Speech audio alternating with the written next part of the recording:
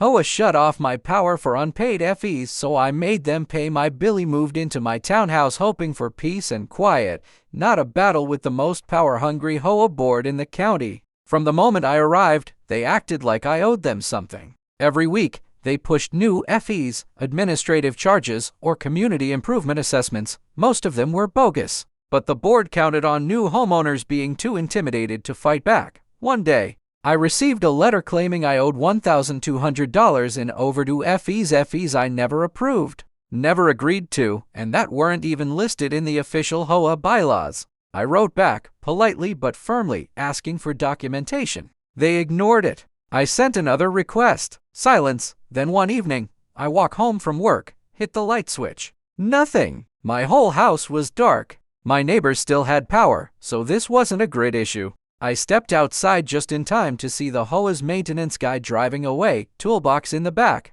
A tag was taped to my panel, power shut off due to unpaid assessments. I was furious and I knew this was illegal. The HOA has no authority to tamper with utility lines or cut off essential services. So I called the county inspector and filed a report. But I didn't stop there. I knew the HOA kept terrible records. They approved expenses with no receipts and billed homeowners without proof. So I gathered every letter, every notice, and every screenshot. I prepared a file thicker than a phone book and sent it straight to the State Utility Commission, which takes power tampering extremely seriously. 2 weeks later, the HOA board members got hit with a full audit. Turns out, the board president had been slipping administrative FEs into homeowners' accounts to cover his own late payments. The inspectors ordered the HOA to restore my power immediately and hit them with fines that made their heads spin. But the best part, because they had illegally disconnected my electricity. The commission required the HOA to cover every cent of the reconnection FEs and my next to power bills compensation for undue hardship.